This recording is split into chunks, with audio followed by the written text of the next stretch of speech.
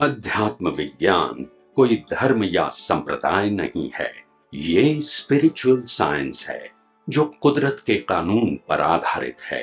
ये विज्ञान पूरे ब्रह्मांड के सभी रहस्यों को उजागर करता है और जीवन के सभी पहलुओं को समझने के लिए एक नई दृष्टि देता है।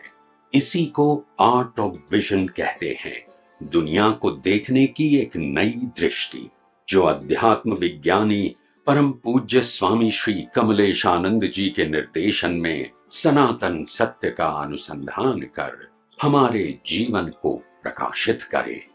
जय सच्चिदानंद।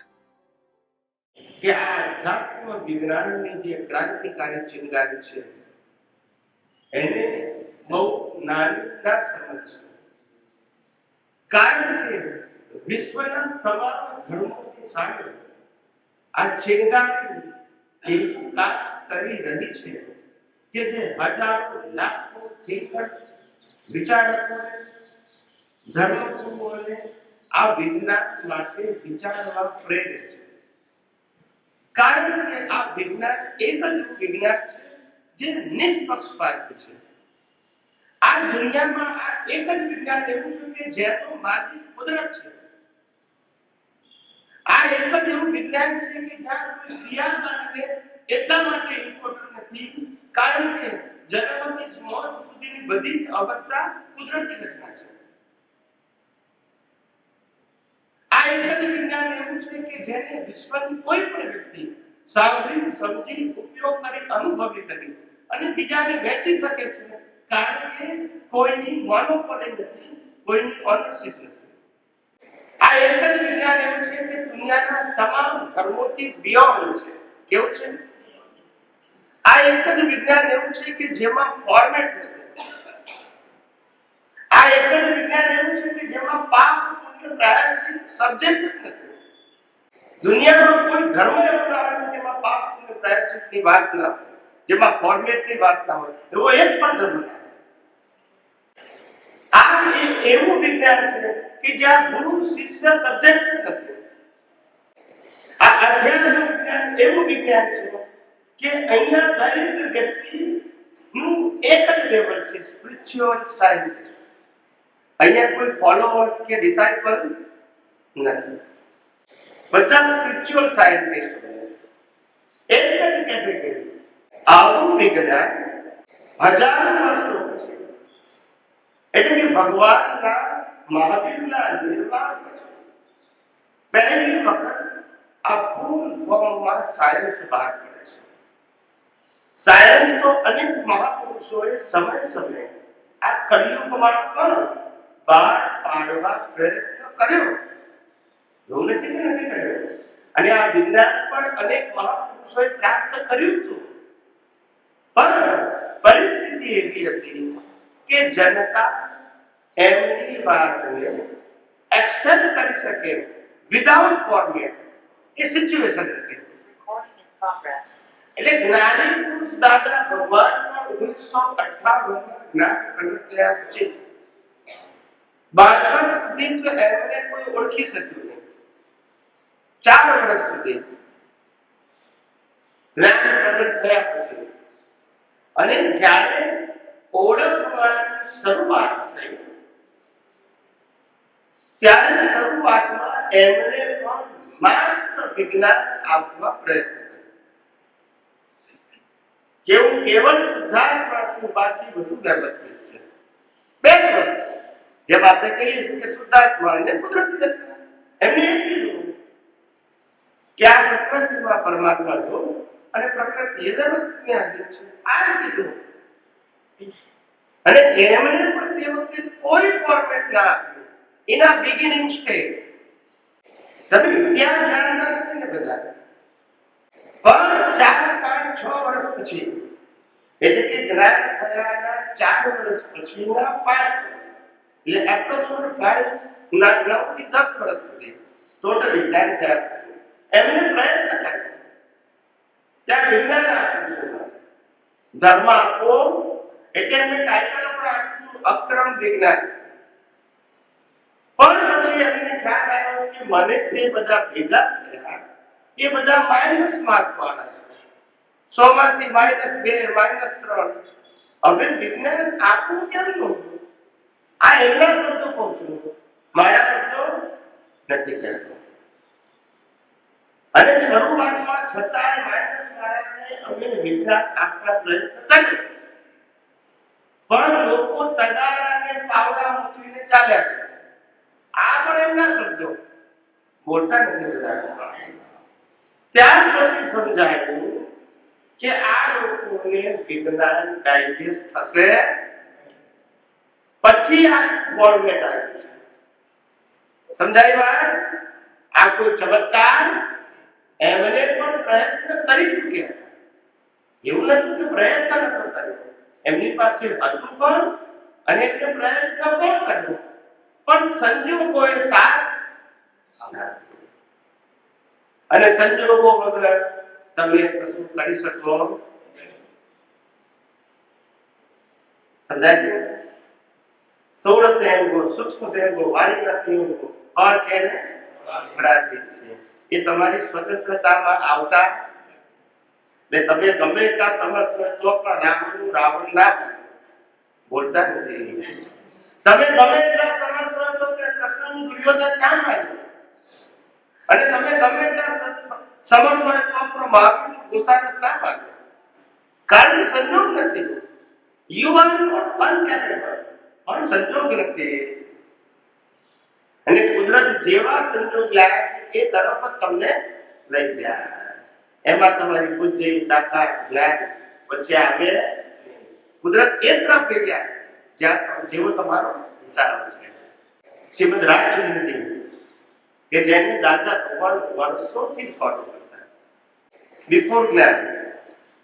વિચાર કરો, અમને ઘણા બધા કે શરૂઆતમાં, હવે તો નથી કહેતા, શરૂઆતમાં કહેતા હતા કે તમને દાદા ભગવાન મળ્યા, અક્રમ વિજ્ઞાન મળ્યું, તમને આપણા બનાવ્યા, તો તમે અક્રમ વિજ્ઞાનની વાત કેમ નથી કરતા અને આધ્યાત્મ વિજ્ઞાનની કરો છો? આવું શરૂઆતમાં બહુ લોકોએ કહ્યું. તમારી વાત સાચી છે કે હું આધ્યાત્મ વિજ્ઞાનની કરું છું, અક્રમ વિજ્ઞાનની નથી કરતો. જેમ દાદા ભગવાનને શ્રીમદ રાજચંદ્રને ફોલો કર્યા પછી પણ અક્રમ વિજ્ઞાનની વાત કરી. યસ કે નો? તો અનુભવમાં આવે એ કેવું કે સાંભળીને વાંચ્યું છે એ કેવું? પછી કેવું? મને અનુભવ આવ્યો છે એ હું કહું છું ને એના માટે હું જવાબદાર છું. હું દાદા ભગવાનની વાત કરું તો એના માટે હું જવાબદાર એમની વાત છે. પણ આ તો મારો અનુભવ. એમને અક્રમ વિજ્ઞાનમાં એમનો અનુભવ કીધો, શ્રીમદ રાજચંદ્રનો નથી કહ્યો. એટલે ઘણા બધાએ શરૂઆતમાં મને પ્રશ્ન પૂછ્યા કે તમે અક્રમ વિજ્ઞાનની વાત આજે કેમ નથી કરતા? હું અક્રમ વિજ્ઞાનની વાત કેવી રીતે કરી શકું? આજે તો અક્રમ વિજ્ઞાન ફોર્મેટ થઈ ગયું છે, આખું ફોર્મેટ છે. અને એ પણ પાપ પુણ્ય પ્રાયશ્ચિતની વાત કરે છે, તો હું એની વાત કેવી રીતે કરી શકું? મારો સબ્જેક્ટ તો રિલેટિવ સત્યના અજ્ઞાનનો જ નાશ કરવાનો છે. એમાં ફોર્મેટ અને પાપ પુણ્ય પ્રાયશ્ચિત આવી જ નહીં તો મને કઈ રીતે વાત કરું?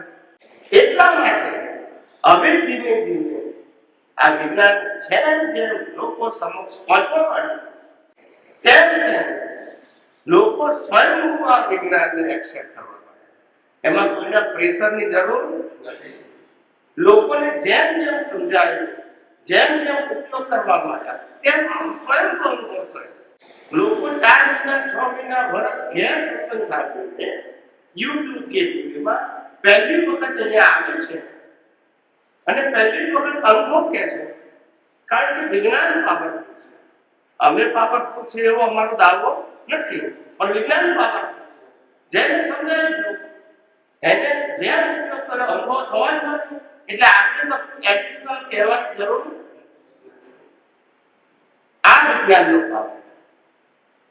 આ વિજ્ઞાન માટે કીધું કે આ વિજ્ઞાન એક ચિનગારી છે. શું છે? એ ખાલી અક્રમ વિજ્ઞાનના માટે નથી, વિશ્વના તમામ ધર્મો માટે ચિનગારી છે. ને તમામ ધર્મોમાં ક્રાંતિ આવશે. અને થિંકર પીપલો, વિચારક લોકો, સાધુ સંતો, સંન્યાસીઓ ડાયરેક્ટ યા ઇનડાયરેક્ટ આ વિજ્ઞાનને સમજવા પ્રયત્ન કરશે. કારણ કે આ વિજ્ઞાન કુદરતનું છે. વ્યક્તિનું હોય તો વ્યૂ પોઈન્ટ કહેવાય, વ્યક્તિનું હોય તો કન્વર્ઝન કહેવાય. આ તો વ્યક્તિનું છે જ નહીં. એટલે કુદરતી રીતે આખું આ વિજ્ઞાન બહાર પડ્યું છે. અને આવું આ અદભુત વિજ્ઞાન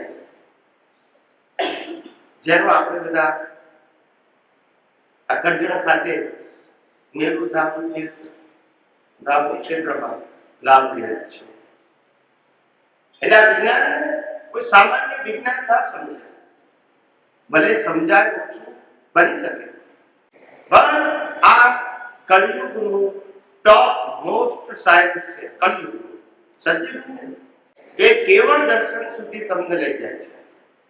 અને હવે કલયુગના જે કંઈ 18,000 વર્ષ એપ્રોક્સિમેટ જે બાકી છે, પંચમ કાળ, એમાં આ જ વિજ્ઞાન લોકોની સમજણમાં પ્રગતિનું સાધન થઈ જશે. કે મારે આ ધર્મ તો જાણું છું, હવે આગળ કેમ વધવું, તો એના માટે સાધન હશે આધ્યાત્મ વિજ્ઞાન. ધર્મ છોડ્યા વગર, ધર્મ બદલ્યા વગર વિજ્ઞાનને સમજવું, અનુભવવું. કારણ કે વિજ્ઞાનને મન વચન કાયાના સબ્જેક્ટ સાથે કોઈ લેવા દેવા નથી. એટલે મન વચન કાયા ગમે તે ધર્મ પાડે, કોઈ પ્રશ્ન નથી આપણને. મન વચન કાયા ગમે તે ક્રિયા કરે, પ્રશ્ન નથી. કારણ કે આધ્યાત્મ વિજ્ઞાન કહે છે કે મન વચન કાયાની જન્મથી મોત સુધી અવસ્થા માત્ર કુદરતી રચના છે. એટલે આપણે એમાંથી બદલવું, ફેરવવું, કરવી ના કરવી એ વિષય ખલાસ થઈ ગયો. આ વિજ્ઞાન ઉપર ભવિષ્યમાં વિચારક લોકો એક એક સબ્જેક્ટ ઉપર પીએચડી કરશે. અને તે વખતે આ વિજ્ઞાનનો પાવર વિશ્વમાં અનુભવાશે. સમજાય છે? એટલે આ સામાન્ય વિજ્ઞાન નથી, એવું અદ્ભુત વિજ્ઞાન જે આપણે બધા સાંભળી અને સમજી રહ્યા છીએ.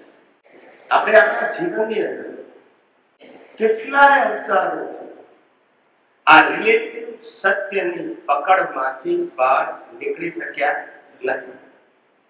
ચાહે એ સામાજિક સત્ય હોય કે ચાહે સાંપ્રદાયિક સત્ય હોય, પણ એમાંથી બહાર નીકળી શક્યા નતા. કારણ કે ત્રીજો ઓપ્શન સનાતન સત્ય એ ખુલ્લો થયો. હવે કરવું શું? બે જ ઓપ્શન છે, સામાજિક અને ધાર્મિક. અને ધાર્મિકમાં પણ અનેક સંપ્રદાય, તમે એકમાંથી બીજામાં જાઓ, બીજામાંથી ત્રીજામાં જાઓ, પણ ફોર્મેટ તો તેનું અને થીમ પણ તેની. એમાં શું કરો? એટલે બદલી શકાય પણ અપગ્રેડ ના થઈ શકાય. આ વિજ્ઞાને એવા થિંકર લોકોને, એવા વિચારક લોકોને કે જે શોધી રહ્યા છે, સમજાય છે, એના માટે આ વિજ્ઞાન એક દીવાદાળી સમાન છે. એને માર્ગ આપશે. શું આપશે?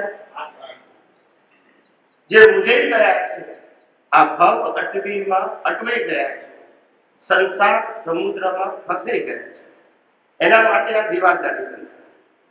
કે સામાજિક અને ધાર્મિક સિવાયનો પણ આગળનો માર્ગ છે, અવેલેબલ છે. અને એ પણ સામાજિક અને ધાર્મિક માર્ગ છોડ્યા વગર અવેલેબલ છે. છોડ્યા કે બદલ્યા.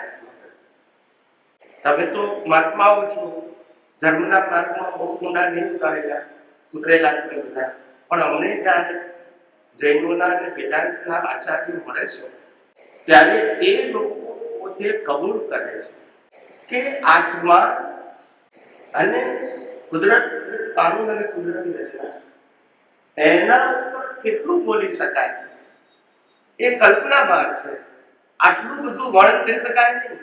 અમે આટલી બધી ધર્મની વાતો કરી છે કારણ કે અમારી પાસે ધાર્મિક સ્ટોરી છે અને ફોર્મેટ પણ છે. તમારી પાસે ધર્મની કોઈ સ્ટોરી નથી, ભગવાનની કોઈ કહાની નથી, ગુરુની કહાની નથી, અને ફોર્મેટ પણ. અને વગર ફોર્મેટ તમે આટલી બધી વાત આધ્યાત્મ વિજ્ઞાન પર કરી શકો છો, એ મોટું આશ્ચર્ય છે.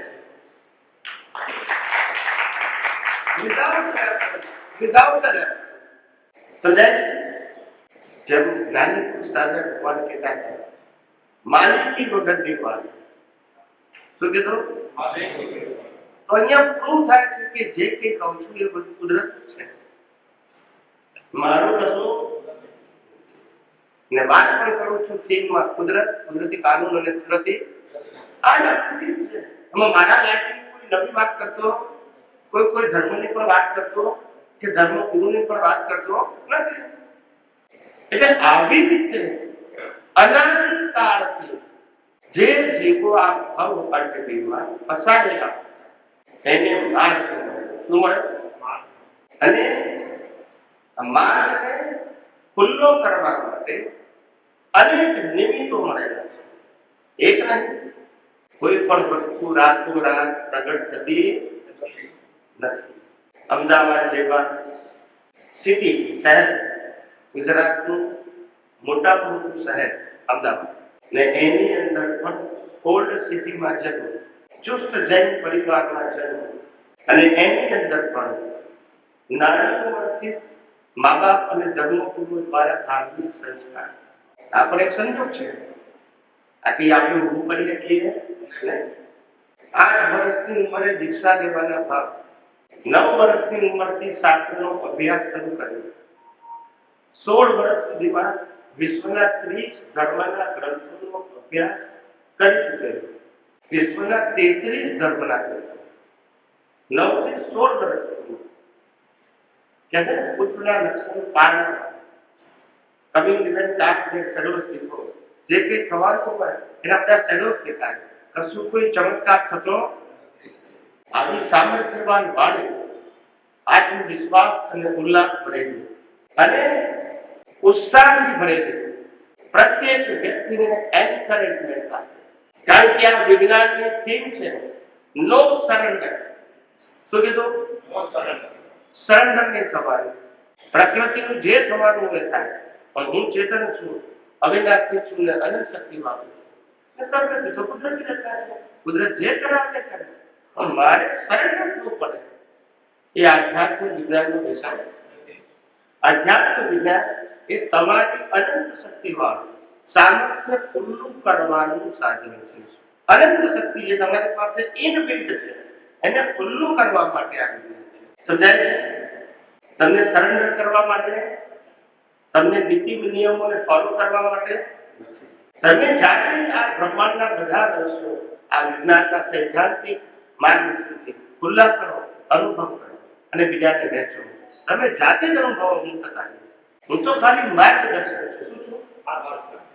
અમને ઘણા બધા એ કીધું કે તમે બધા તમે જે રીતે જ્ઞાન આપો છો લોકોને, એ જ્ઞાન અમારા માટે એમ કે જીવન જીવવાનું સાધન થઈ ગયું. નહીતર અમારા જીવનનું શું થયું હોય એ અમને ખબર નથી. પણ આ વિજ્ઞાન પ્રાણ પૂર્યો અમારા જીવનમાં, અને અમારું જીવન છે અધોગતિ તરફ જતું હતું, નિરાશા તરફ જતું હતું, ડિપ્રેશન તરફ જતું હતું, બેહાલી તરફ જતું હતું.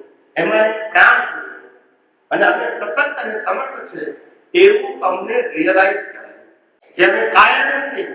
વનવાસ તો રામને પણ આવ્યો હતો, વનવાસ તો પાંડવોને આવ્યો હતો, અને વનવાસ તો મહાવીરને પણ હતો. પણ એ કાયરતાની નિશાની નથી, એ ઉદય કર્મ છે અને કુદરતી રચના છે. એની અંદર આત્મા ને તો કશું થતું. મારી જે અનંત શક્તિ છે એમાં કોઈ ભેદ નહીં પડે. એ જ આત્મવિશ્વાસ સાથે જીવી જાણો. બાકી સંજોગો તો જવા માટે આવે છે, સારા અને ખરાબ બધા. એમાં આપણે તો શું કહી શકીએ એમ નથી ને આપણે એમાં કશું મેળવવાનું કે ગુમાવવાનું પણ નથી. એ તો કુદરતી રચના છે. આવે તો કુદરતી રચના ને જાય તો કુદરતી રચના. ને જે સબ્જેક્ટમાં રિલેટિવ શક્તિની વેલ્યુ હતી એ શું થઈ ગઈ? ઝીરો થઈ ગઈ. એટલે જે ઝીરોની વેલ્યુ કરીને જે આપણે અપ્સ એન્ડ ડાઉન થતા હતા, ડિપ્રેશન એન્ડ એમ્બિશન, એ ખબર છે કારણ કે એની વેલ્યુ શું થઈ ગઈ? ઝીરો થઈ ગઈ. ત્યારે તો આપણને આપણી વેલ્યુ સમજાય. જ્યાં સુધી જગતની વેલ્યુ દ્રષ્ટિમાં ઝીરો કરતા ના આવડે ત્યાં સુધી આપણને આત્માની વેલ્યુ સમજાય કે અનુભવમાં આવે. હું વેલ્યુ ઝીરો કરવાનું કહું છું, ત્યાગ કરવાનું કહેતો નથી.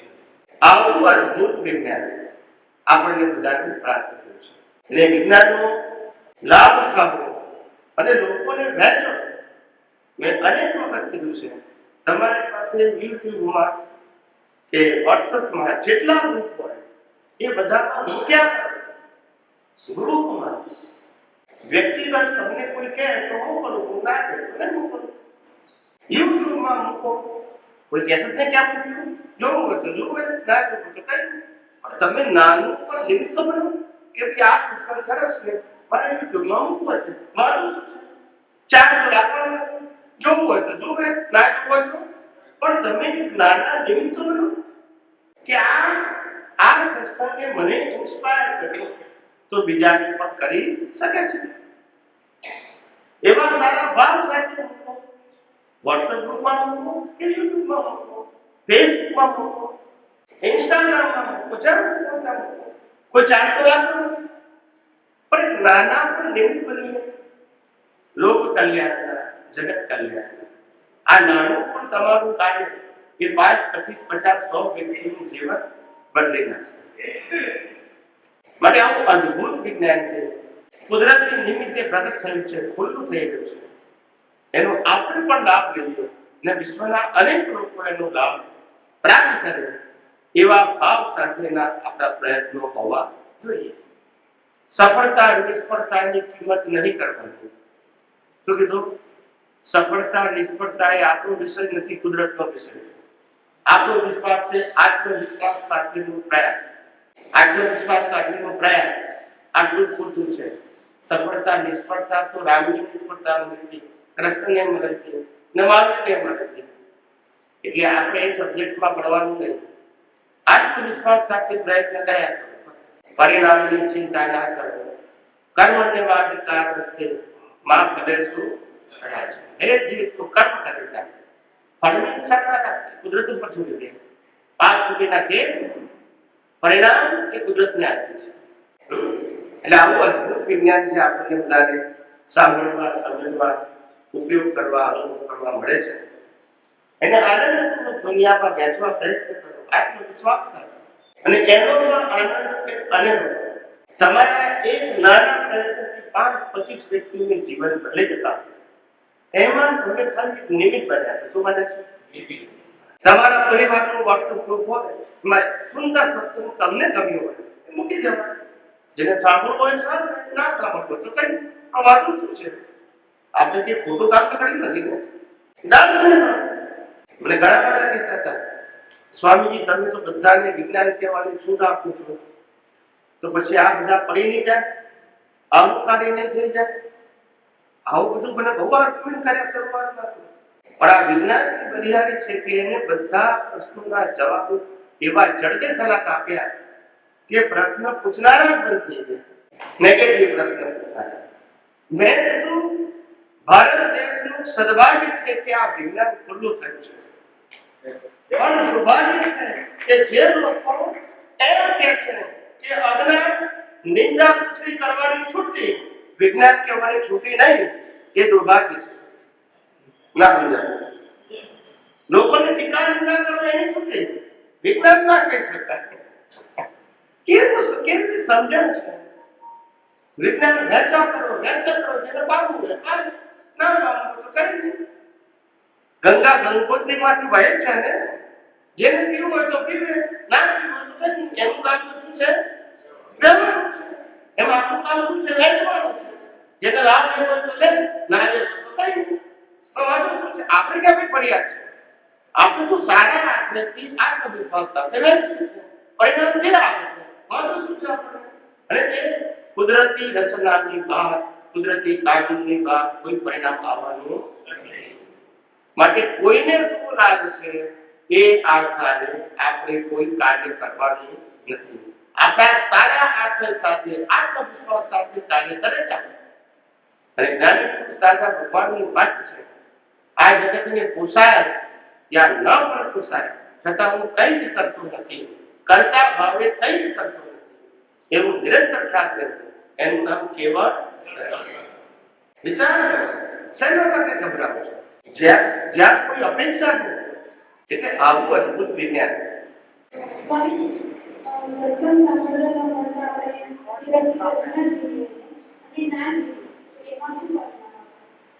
કુદરતી રચના જોઈએ તો તમે મુક્ત છો. કુદરતી રચના ન જોઈએ તો તો તમે હજુ એટલી તમારી અણસમજ છે.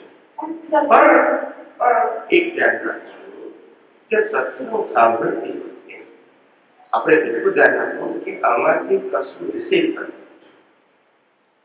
જે વસ્તુ બાયપાસ કરવાની હોય એને 100% કુદરતી રચના, પણ જ્યાં કોઈ ગ્રહણ કરવાનું હોય તો એને કુદરતી રચના નહીં જોવે, કારણ કે એને તમે ગ્રહણ નહીં કરી શકો. આજે જ્ઞાની પુરુષ દાદા ભગવાનની વાણી ત્યાં તો કુદરતી રચના ટેપ રેકોર્ડ છે, પણ આપણે ટેપ રેકોર્ડ કહીએ તો આપણને લાભ, આપણે તો એમાંથી કંઈક મેળવવાનું છે. સમજાય?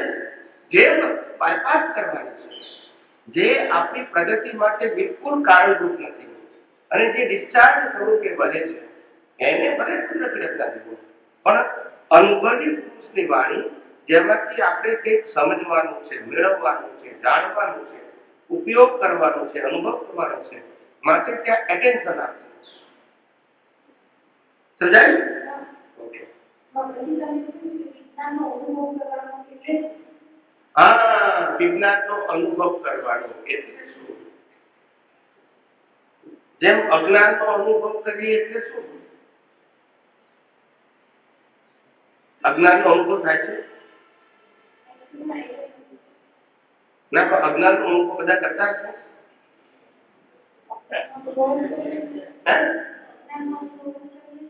તો અજ્ઞાનનો અનુભવ કરીએ તે ખબર છે, વિજ્ઞાનનો અનુભવ કઈ રીતે ખબર છે?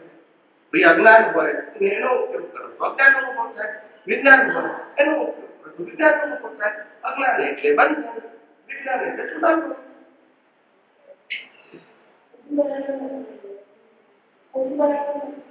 હા, આપણે 500 રૂપિયાની નોટ, પહેલા હું 2000 કીધું હતું પણ એ બંધ થઈ ગઈ એટલે બોલાવી ગયું.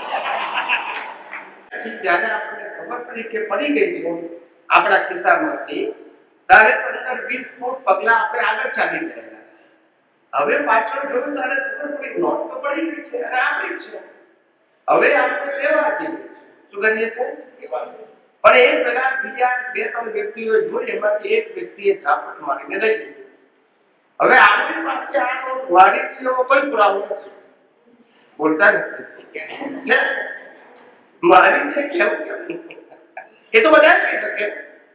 હવે આપણને નોટ મળતી નથી તો શું થાય? દુઃખ થાય. બરાબર છે? હવે એ જગ્યાએ ત્યાં જે નોટ પડી છે, જેને આપણે 15-20 પગલા દૂરથી જોઈ, એ નોટ આપણી નથી, પણ એ નોટ રસ્તા ઉપર પડી છે એટલે આપણે લેવા ગયા. પણ આપણે લેવા ગયા એ પેલા કોઈએ લઈ લીધી ને આપણને મળી નહીં, તો નોટ તો આપણને ના જ મળી ને, તો ડિફરન્સ કેમ મળ્યો? હવે સમજાઈ ગયું? તો આ પ્રકૃતિમાં જે વાત આપણો છે એ ઉપાધિ છે ને આપણો નથી તો સમાધિ છે. દ્રષ્ટિનો ફેર છે. શેનો ફેર છે? આપણી છે તો પછી ઉપાધિ છે, આપણી નથી તો સમાધિ છે. છૂટાપણું કોઈ પણ અવસ્થામાં, કારણ કે પ્રકૃતિનો ગુણ, પ્રકૃતિનો સ્વભાવ, પ્રકૃતિનું અસ્તિત્વ,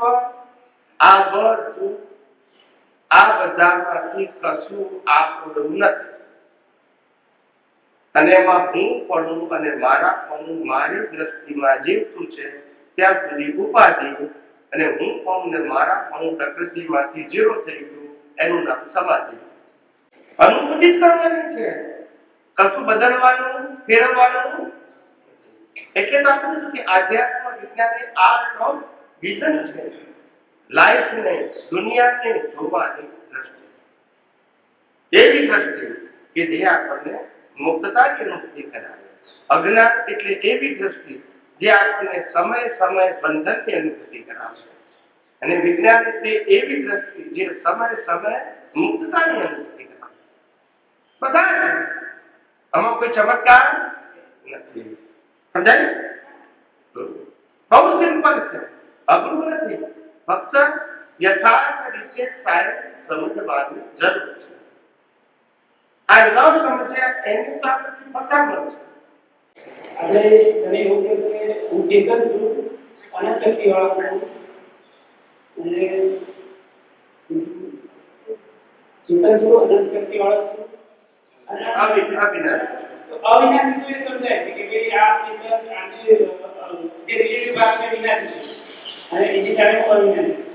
અનશક્તિ વાળો સમજાય છે કે આ જે રિલેટિવ શક્તિ છે એ મારી નથી, તો એની સામે મારી શક્તિ. તો ચેતન ને નહીં સમજાય. ચેતન એટલે શું કહેવાય? એનો ગુણ શું છે? ચેતન છે એટલે તો સમજાય છે. જળનો તો હું છે જ નહીં જ્ઞાન. ના, મૂળ પ્રકાશનો ગુણ નથી ને. નહીં. જળનો ગુણ જ્ઞાનનો હોય છે. ના હોય શકે. તો પછી કોણ ગુણ? ચેતનનો બી નહીં ને. ચેતન આપણને પ્રકાશ આપે છે ને. પ્રકાશ ચેતન પ્રકાશ આપે છે, પણ એનું નામ છે જ્ઞાન પ્રકાશ. એ ભૂલી ગયા. આ જ્ઞાન સૂર્યનારાયણ પ્રકાશ આપે છે, આ લાઈટ પ્રકાશ આપે છે, પણ એમાં જ્ઞાન નથી. આત્માનો પ્રકાશ ખરો એ જ્ઞાન પ્રકાશ છે. બીજા પ્રકાશ માત્ર પ્રકાશ છે, એમાં જ્ઞાન. આ બલ્બની જ્ઞાન થાય? આ જોઈએ તો સૂર્યનારાયણ જ્ઞાન થાય કે આ બધા શું કરે છે? પ્રકાશ નથી કરા. આત્માનો ગુણ જ્ઞાન પ્રકાશ છે. એટલે જે વસ્તુ પર પ્રકાશ પડે એને અનખબર કરે. પણ ક્યારેક વચ્ચે બિલીફ ના હોય તો, અને બિલીફ હોય તો બિલીફ આડી આવે, પેલું ખુલ્લું કરવાનું. જ્ઞાન પ્રકાશ એટલે રિલેટિવ જ્ઞાનનો જુદો જાણતો નથી ને. રિલેટિવ જ્ઞાન જ્ઞાન પ્રકાશ એટલે શું? અવસ્થાને ખુલ્લી કરે, ટ્રાન્સપરન્ટ કરે. શું કરે? જેમ કેવળ જ્ઞાન એટલે બ્રહ્માંડના રહસ્યો ખુલ્લા થઈ ગયા, એને જોવા જાણવાના નથી, ઓપન થઈ ગયા. શું થઈ ગયા? હવે એ જે ખુલ્લું થઈ ગયું એ પ્રકૃતિ એને વ્યક્ત કરી શકે, આત્મા ના કરી શકે. આત્માના પ્રકાશનું શું થઈ ગયું? હવે કેવળ જ્ઞાની ગમે તે પ્રશ્ન પૂછો તો જેમ છે તેમ જવાબ આપશે. તો તે જવાબ તો પ્રકૃતિ જ આપે, કારણ કે અવસ્થાને જોવા જાણવાનું કામ પ્રકૃતિનું છે. ત્યારે આવ્યો અવસ્થાને જોવા જાણવાનું જ્ઞાન પ્રતિષ્ઠિત આત્માનું છે, અને મૂળ આત્માનું જ્ઞાન અવસ્થાને જેમ છે તેમ પ્રકાશિત કરવાનું છે. પણ જો વચ્ચે બુદ્ધિ હોય તો પાછી આવરણ આવે, એટલે જેમ છે તેમ ખુલ્લું ના થાય. પણ મને કેવું જ્ઞાન થાય એટલે પછી બુદ્ધિ રહી નહીં. એટલે આ બ્રહ્માંડના બધા રહસ્યો ખુલ્લા થઈ ગયા. એ ખુલ્લા થઈ ગયેલા રહસ્યો પ્રકૃતિ દ્વારા વ્યક્ત થઈ શકે, આત્મા દ્વારા નહીં. એટલે કેવળ જ્ઞાનીના વચનોને પ્રમાણ કહેવામાં આવે. શું આવે? એને કોઈ ચેકી શકે? જેમ કે તેમ. સમજાય છે? સમજાય? એવી ખુલ્લું થાય. એ આત્મા અવસ્થાને જુએ જાણે નહીં, પ્રકાશે. એ પ્રકાશમાં એવું ખુલ્લું થાય કે પ્રકૃતિ એને જોઈ જાણે છે, પ્રતિષ્ઠિત આત્મા પણ જોઈ જાણે છે. સમજાય છે? આત્મા સાથે પ્રકાશ, પણ એ પ્રકાશમાં જ્ઞાન હોય. શું છે? જ્ઞાન. માત્ર રૂપ રસ ગંધ સ્પર્શ ને આકાર ના બતાવે, ખ્યાલ આવે, પણ એના રહસ્ય ખુલ્લા કરે. શું કરે? સમજાય છે? રૂપ રસ ગંધ સ્પર્શ અને આકાર એ બધા ઇન્દ્રિયના ગુણો છે. કોના ગુણ છે? ઇન્દ્રિયના. બ્રહ્માંડના રહસ્ય ખુલ્લા કરે એ આત્માના જ્ઞાનનો પ્રકાશમાં ખુલ્લા થાય છે. તો કરે એ શુદ્ધ પરમાણુ જોઈ શકે. જે પ્રકાશ જે પરમાણુ શુદ્ધ જે પરમાણુ છે, પરમાણુ ને પરમાણુ ની તો બધી અવસ્થાઓ છે. જ્ઞાન પ્રકાશ પરમાણુનો બનેલો છે, પણ આ વિનાશી અવસ્થાઓ એ પરમાણુની બધી છે. એનું સર્જન પણ થાય, લાઈફ પણ હોય અને વિસર્જન થાય. જ્ઞાન પ્રકાશ એ પરમાણુઓનો બનેલો નથી, એ બીજણ છે. શું છે? પરમાણુ શુદ્ધ પરમાણુ જે બે પરમાણુ ભેગા થાય તો જ અવસ્થા હોય. પરમાણુ શુદ્ધ હોય કે અશુદ્ધ હોય પણ જળ ના હોય. શુદ્ધ હોય તોય જળ ના, અશુદ્ધ હોય તોય જળ ના. પરમાણુ માત્ર જળ હોય. પછી એ તત્વ રૂપે હોય કે અવસ્થા રૂપે હોય, જ્ઞાનના પરમાણુ નથી. એટલે એક જ સ્પેસમાં અનંત આત્માઓ રહી શકે, કારણ કે એને સ્પેસ જોઈએ, પણ પરમાણુને સ્પેસ જોઈએ. એક પરમાણુ બીજા પરમાણુ સ્પેસ, એમ બધા પરમાણુ અલગ અલગ જગ્યા જોઈએ. આત્માના જ્ઞાન પ્રકાશમાં જગ્યા જોઈએ. જેમ અહીંયા આગળ 1000 વોલ્ટનો બલ્બ કર્યો હોય રાતના અંધારામાં, તો આખા રૂમમાં પ્રકાશ આપે કે નહીં? હવે એની બાજુમાં બીજો બલ્બ મૂકો તોય પ્રકાશ આપે, ત્રીજો મૂકો તોય પ્રકાશ આપે. પ્રકાશ એકબીજા સાથે અથડાય નહીં, એને સેપરેટ સ્પેસ ના જોઈએ. પરમાણુને સેપરેટ સ્પેસ જોઈએ. અને આપણું સિદ્ધાંત સમજવું પડે. અનંત કેવળ જ્ઞાનોના જ્ઞાન પ્રકાશ એકબીજાને અથડાય નહીં. સમજાય છે? પરમાણુને સ્પેસ જોઈએ, જ્ઞાન પ્રકાશને અથવા આત્માની સ્પેસ જોઈએ.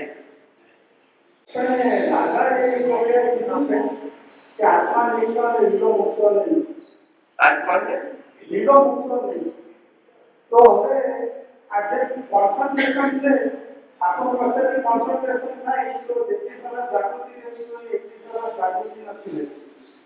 તો નોર્મલી સંસારમાં એવું જ હોય કે લોકો તરત જ માઇન્ડ કશો ઓક્યુપાય કરે છે, કે ટીવી હોય કે મોબાઈલ હોય કે છાપું છે કે ડોપામાં. તો આપણે એ રીતે બાકીની જિંદગી રહી એ રીતે જો માઇન્ડ બનતા સુધી ઓક્યુપાય નહીં કરે છે, પોતે પોતાનામાં આ જ્ઞાનમાં રહે, તો એ બરાબર છે કે નહીં? એવું છે કે પ્રકૃતિના સ્વભાવને, પ્રકૃતિના ગુણોને પોતાના ગુણો કે સ્વભાવ માનવું નહીં. પ્રકૃતિના ગુણોને અને પ્રકૃતિના સ્વભાવને પોતાના ગુણો કે સ્વભાવ માનવું નહીં. કારણ કે ટીવી જોવું, ખાવું, પીવું, રમવું, હરવું, ફરવું આ બધા પ્રકૃતિના ગુણો અને સ્વભાવ છે. એમાં આત્માને કોઈ લેવા દેવા નથી. પણ સ્વામીજી વખતે આપણું કોન્સન્ટ્રેશન રહેતું નથી, એટલે જોવું જોઈએ. કોન્સન્ટ્રેશન નથી રહેતું એ જ્ઞાન દર્શનનો વિષય છે. અને મન વચન કાયા જે કંઈ કરે છે એ કુદરતી રચનાનો વિષય છે. એટલે કુદરતી રચનાને કુદરતી રચના જોવું એ આપણો અત્યારે અભ્યાસ હોવો જોઈએ. શુદ્ધાત્મા પદમાં રહેવું અને શુદ્ધાત્મા સિવાયની બધી અવસ્થાની કુદરતી રચના જોવું, આ આપણું પુરુષાર્થ. કુદરતી રચના નથી દેખાતી, આની પ્રેક્ટિસની જરૂર છે. પણ તેથી ટીવી જોવે છે માટે મારી ભૂલ છે, છાપું વાંચે માટે મારી ભૂલ છે, આ બધા સબ્જેક્ટમાં પડવું નહીં. આ બધા પ્રકૃતિના ગુણો અને સ્વભાવ છે. અને એ જે પ્રકૃતિના ગુણો અને સ્વભાવ છે એ જ અવસ્થાની કુદરતી રચના જોવું એ આપણું દર્શનનું પુરુષાર્થ. શુદ્ધાત્મામાં રહેવું એ આપણું જ્ઞાનનું પુરુષાર્થ. આપણે આ પ્રકૃતિ ટીવી જોવે કે નહીં, છાપું વાંચે કે નહીં, એમાં શું કામ પડવાની જરૂર? હવે પ્રકૃતિ થવું છે કે પ્રકૃતિ મુક્ત રહેવું છે? સમજાય તમારો આશય કે ભાવ સારો છે, પણ એ પ્રકૃતિને બાયપાસ કરીને ના કરી શકો. પ્રકૃતિ તો એના હિસાબ પ્રમાણે જ વર્તશે. પણ એટલે તો કીધું કે પ્રકૃતિનો ક્રિએટર, ઓપરેટર, ડિસ્ટ્રોયર કુદરત છે. યસ કે નો? તો પછી કેવી ગમત પડશે? જેનો કંટ્રોલર કુદરત છે એ પ્રકૃતિ આઉટ ઓફ કંટ્રોલ થઈ શકે? તો પછી આપણું કામ પ્રકૃતિ કેવી રીતે છે મહત્વ નથી. એ સામાજિક અને ધાર્મિક સબ્જેક્ટ છે. આધ્યાત્મમાં તો જે બી પ્રકૃતિ છે એને કુદરતી રચના જોઈએ એટલો જ આપણો સબ્જેક્ટ છે. પ્રકૃતિને કેમ વર્તવું, કેમ ના વર્તવું, એમાં આપણે શું કામ કરવાનું છે? આપણે શુદ્ધાત્માનો અનુભવ કરવો છે કે સારી પ્રકૃતિનો અનુભવ કરવો છે? પછી પ્રશ્ન કેમ આવ્યો? રામે એવું નક્કી કર્યું કે ભાઈ મારે કોઈની હિંસા કરવી નથી, હિંસા કરું તો મારો મોક્ષ ના થાય. અરે ભાઈ પ્રકૃતિને જે કરવું એ કરે, એને સંજોગો છે. હિંસા કરી તો મોક્ષે ગયા ના ગયા. તો પ્રશ્ન જાગૃતિનો છે કે ક્રિયાનો છે? તો પછી તમે ક્રિયાને કેમ પછી લાવો છો? અરે પ્રભુ, સાહેબ આંખો બંધ કરીને ઘરમાં બેઠો હોય તોય પાપ વગરના વિચારો કરે, કશું ના કરતો હોય તોય. નહીં એમ નથી કે જેવી રીતે પેલામાં આપીએ એટલે બાકીમાં આપણે આપણા પણ એટલે તો કહું છું કે કંટ્રોલ આપણી પાસે છે ને. કંટ્રોલ નથી. તો પછી કે સબ્જેક્ટને કેમ ઊભું કરો છો? જે વસ્તુમાં આપણો કંટ્રોલ નથી એ વસ્તુમાં કંટ્રોલ કરવું એનું નામ સામાજિક અને ધાર્મિક સત્ય, અને એનાથી મુક્ત રહેવું એનું નામ સનાતન સત્ય. નહીં તો પછી કુદરતી રાજના પ્રમાણે જો શાંત અવસ્થામાં બેસે કે પેલામાં જાય બંને એક જ છે ને, તો એટલે તો આપણે કીધું કે પ્રકૃતિને સબ્જેક્ટમાં ઊંડા ઉતરવું નહીં, કીધું છે કે નહીં? બરાબર. એટલે પ્રકૃતિ જે રીતે ડિસિઝન કરે એમાં આપણે કુદરતી રાજના સુધારવાની જાગૃતિ રાખવાની. બસ એ ઓક્યુપાય કરે કે ઓક્યુપાય નહીં કરે કશું જોવાનું નહીં. પ્રકૃતિનો સ્વભાવ જન્મ્યો તે સ્મશાન જવા સુધીનું છે. હા એટલે ઓક્યુપાય કરે કે નહીં કરે એ પ્રકૃતિ એ ઓક્યુપાય કરે કે ના કરે તોય સ્મશાનમાં જવાનું.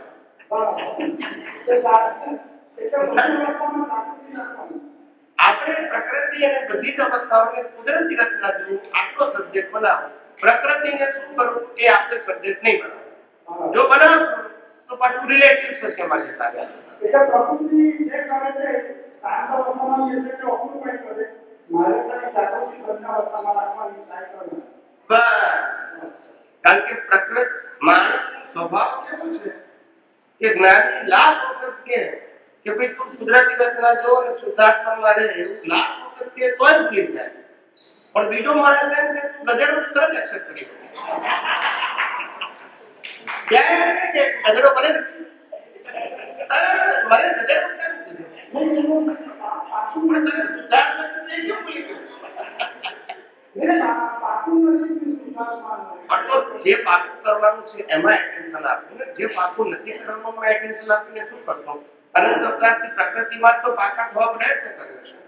અનંત અવતાર નહીં એટલે મારે આપનું એવું જરૂર લેવું હતું કે મારે પ્રકૃતિ ઓક્યુપાય કરે કે નહીં ઓક્યુપાય કરે એ પ્રકૃતિ ડિસાઈડ કરે. મારે મારી બસ આપણે નહીં કરવું. આપણે પ્રકૃતિના કંટ્રોલ જ નથી. પછી આપણે કે નક્કી કરીએ કે ઓક્યુપાય કરવું ના કરવું કે નક્કી કરીએ? આપણા હાથમાં છે નહીં એટલે પ્રકૃતિ ઓક્યુપાય કરવાનું એવું નહીં. મારે શાંત ઓક્યુપાય કરવું તો ઓક્યુપાય કરે. પ્રકૃતિ જે કરે એમાં મારે મારી જાગૃતિ રાખવાની. આપણે એ પ્રકૃતિ જે કરે એને કુદરતી રચના જોવું, આટલી જાગૃતિ. એ શું કરે એના ડિટેલિંગમાં નહીં થવાનું, પણ એ જે કરે એને કુદરતી રચના જોવું એટલી જ આપણી જાગૃતિ હોવી જોઈએ. શું કરે એના ડિટેલિંગમાં નહીં થવાનું. દુનિયા ભલે એને સારી ખોટી કહી શકે છે, આપણા માટે એક જ સબ્જેક્ટ છે. જે કઈ પ્રકૃતિ કરે એને કુદરતી રચના જોવી, આપણી હોય કે બીજા. એટલે પોતા વગરની જિંદગી કે આ કરો કે આ કરો, જે તમને મરજી આવે તમારી જાગૃતિ રાખજો. અને પ્રકૃતિ પાસે શ્વાસ લેવાની સ્વતંત્ર શક્તિ નથી. પછી એની મરજી શું કરી શકશે? આ બધી વિજ્ઞાનમાં વાત નથી કરી પ્રભુ. તો પછી કેટલું ક્લિયર કીધું છે. પણ આપણે વારે ઘડીએ પ્રકૃતિમાં બેસી જવાનું, પ્રકૃતિને સુધારવી, પ્રકૃતિને બદલવી, પ્રકૃતિને સારી કરવી. પછી શું કામ કરો છો? ગમે તેટલી સારી કરો તોય બાળવાનું કે નહીં બાળવાનું? પછી ઊંડા ઉતરીને શું કરવું છે? આપણે પ્રકૃતિથી મુક્ત રહે કે જે બનનારો નથી તે હું છું, મરી જાય હું છું ને. પછી ઊંડા ઉતરીએ પોતાના આત્મામાં કોઈ કેવું બસ એ આ વિજ્ઞાન પ્રકૃતિ અને પ્રકૃતિની અવસ્થાથી મુક્ત રહેવાનું. આ વિજ્ઞાન પ્રકૃતિને સુધારવું, બદલવું કે ફેરવવા માટે નથી. કંટ્રોલ કરવા માટે બિલકુલ નહીં. આ વિજ્ઞાનની લાઈન ઓફ ડિમાર્કેશન. આપણે આધ્યાત્મ વિજ્ઞાનમાં અનેક કીધું છે કે મન, વચન, કાય અને તેની અવસ્થા એ આધ્યાત્મ વિજ્ઞાનનો વિષય નથી. ફક્ત એને કુદરતી રચના જોવો એટલો જ વિષય છે.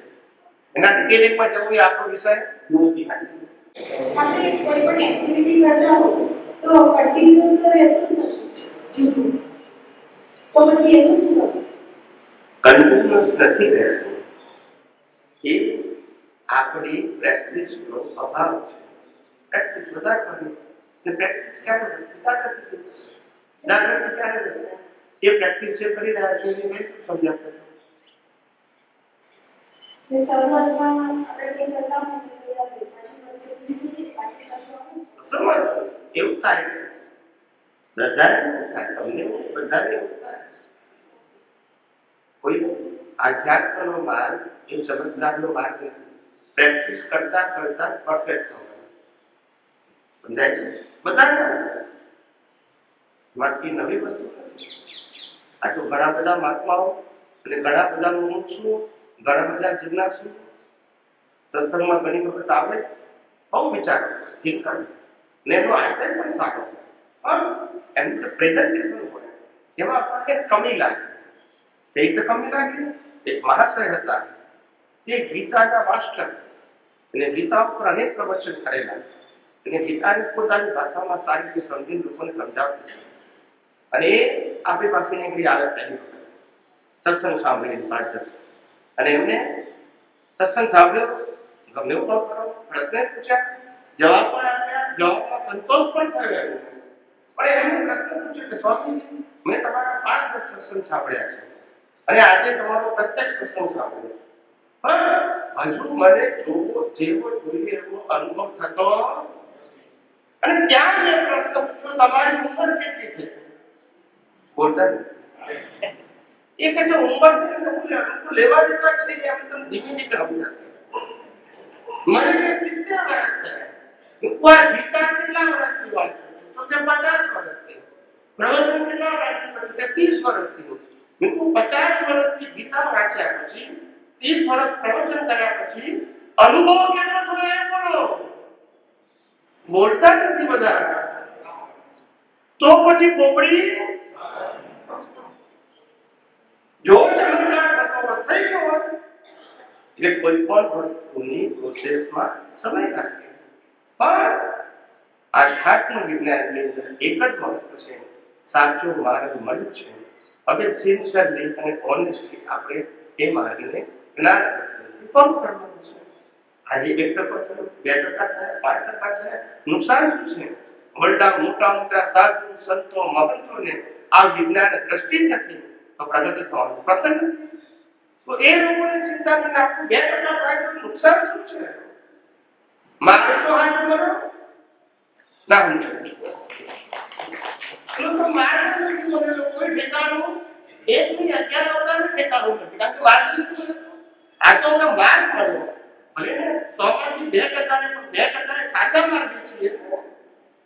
That's the plus point. 100% નથી થયું એવું વિચારવાની જરૂર નથી. સમજાય છે? ભગવાન મહાવીર તો તીર્થંકર ઋષભદેવના પૌત્ર હતા, તો એ 27 ભાવ થયા એવું શાસ્ત્રમાં લખ્યું છે. એ પહેલા કેટલા ભાવ હશે આપણને ખબર? સમજાય છે મારી વાત? એટલે કોઈ ચમત્કાર કે આધ્યાત્મ વિજ્ઞાનનો વિષય નથી, પણ આત્મવિશ્વાસ સાથે જે મુક્તિનો સાચો માર્ગ મળી ગયો છે એને સિન્સિયરલી ફોલો કરવા પ્રયત્ન કરવો જ્ઞાન દર્શનથી, અને આગળ વધવું. That's it. દુનિયા શું કહે છે એની અંદર આપણે ઊંડા ઉતરવું. આપણું જ્ઞાન દર્શન અંદરનો વિષય છે કે જે દુનિયા જોઈ શકતી અને દુનિયા જે જોઈ શકે છે તો બધું કુદરતી રચના છે, એમાં આપણે મોડા ઉતરવાની જરૂર નથી. સમજાય છે?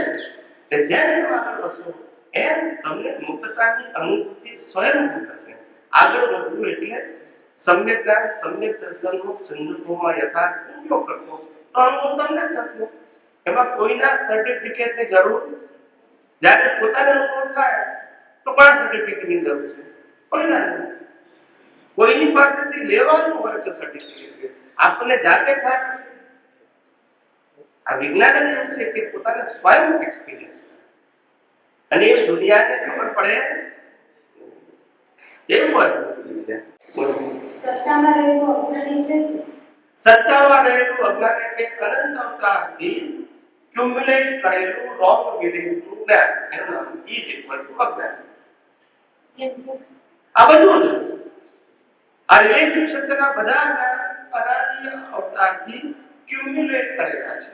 શું કરેલા છે? હું શરીર છું, અનંત અવતારથી માનીએ છું. મારું નામ ચંદુલાલ છે, અનંત અવતારથી માનીએ છીએ. મન વચન કાયા મારા છે, અનંત અવતારથી માનીએ છીએ. મન વચન કાયાને હું ચલાવું છું, અનંત અવતારથી માનીએ છીએ. સત્તા સંપત્તિ સંબંધ સાધન મારા છે, અનંત અવતારથી માનીએ છીએ. યસ કે નો? તો એ અજ્ઞાન ક્યુમ્યુલેટ થયું કે નહીં? એ રહે એને સત્તામાં રહેલું અજ્ઞાન કહેવાય. એ અજ્ઞાનને ઇરેઝ કરવાનું છે with the help of universal truth science. Okay પહેલા આપણે જ્યારે શત્રુ આવે ત્યારે જ તો ત્યારે કરવાનું પહેલા કે કરીએ એ બિલીફ ઉકલે પછી ઇરેઝ કરો કેરી ઓન ના થાય. જેવી ઉકલી કે આ મારું છે એ ઉકલી તરત ખ્યાલ આવવો જોઈએ કે આ તો કુદરતી ઘટના છે.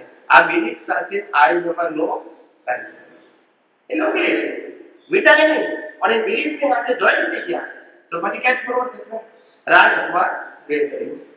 સમજાય છે? ઇરેઝ કરવી એટલે કે એને કોઈ પણ પ્રકારના એટેચમેન્ટથી મુક્ત કરવું. લોક સંજ્ઞાની સાંભળેલું જ્ઞાન એટલે લોક સંજ્ઞા એટલે લોકોએ કહેલું જ્ઞાન. કોને કહેલું? આમ કરવાથી આમ થશે અને આમ કરવાથી આમ થશે. આવું કરો તો આટલો લાભ થશે અને આવું કરો તો નુકસાન થશે. આ લોક સંજ્ઞાવાળું જ્ઞાન. ખ્યાલ આવ્યો? જે લોકો આપણને આ લોક સંજ્ઞામાં જ્ઞાન આપે છે ને એ લોકો પાસે સર્ટિફિકેટ નથી. અનસર્ટિફાઈડ લોકો જ્ઞાન આપે છે અને આપણે એને સર્ટિફાઈડ તરીકે રિસીવ કર્યું. એની આ ઉપાધિ છે. એ લોકો સર્ટિફાઈડ નથી કે હું જ્ઞાન આપું છું એ રિયલાઇઝ કરે છે. ભાઈ મેં તો જાણ્યું છે સમજ્યું છે તમને કહું છું. એટલે આ સત્તાવાળેલું જ્ઞાન લોક સંજ્ઞાની દેવું ક્યાંથી આવે? બીજો કયો રસ્તો છે? લોકોનું જાણીને સમજીને ઉપયોગ કરીને અનુભવ કરીને આપણે એક્સેપ્ટ કરીને ક્યાં તો લાભપ્રદતા છે. આજે કોઈ કીધા કિસુ કાપોનું ક્યાં શીખ્યું કે લોક સંજ્ઞા કિસુ કાપોને વગર પહેને ત્યાં આખો મહિનો ચાલે. એ પોકેટ શીખવાડી દે ને ત્યાર પછી બીજ નાખ્યું. બીજનું શું આવ્યું? જે માણસ બીજ ના નાખ્યું કોઈને કઈ ચોરી કરતો કરે ના કરે બીજું નથી નાખ્યું. આવું છે. એટલે લોક સંજ્ઞાથી નાખેલું જ્ઞાન એ અંદર ક્યુમ્યુલેટ થયેલું છે. એ અજ્ઞાન એ અજ્ઞાનને ઉકલે ત્યારે ઇરેઝ સમજાય છે? એટલે કેરી ઓન ના થાય. ઇરેઝ નહીં કરો તો પછી કેરી ઓન થશે અને એ અજ્ઞાન પછી બીજા અવતારમાં આવશે. સમજાય? આવી રીતે ચાલે છે. કેવળ જ્ઞાનનો અનુભવ અને આત્માનો અનુભવ એ કોને થાય છે અને એ વચ્ચે શું difference છે? કેવળ જ્ઞાનનો અનુભવ અને આત્માનો અનુભવ આત્માનો પહેલી વસ્તુ કે આત્માનો અનુભવ શબ્દ જે વાપરવામાં આવે છે એ જે અત્યારે લોકો વાપરે છે એ ભ્રાંત આત્મા માટે વાપરે છે. શેના માટે વાપરે છે? ભાઈ મને આત્માનો અનુભવ થયો 2% 5% એ બધી ભ્રાંત વાતો છે. કેવી વાતો છે? ભ્રાંત વાતો છે.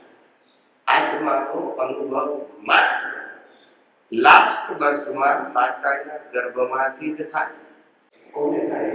કહું લાસ્ટ બર્થમાં જ થાય અને એ આત્માનો અનુભવ કેવળ જ્ઞાન સુધી પહોંચે ત્યારે એને કેવળ જ્ઞાન કહેવાય. પણ આ છેલ્લા અવતારમાં માતાના ગર્ભમાં સ્પષ્ટ વિગત અને કેવળ જ્ઞાન બધું જ કુદરતી બન્યું.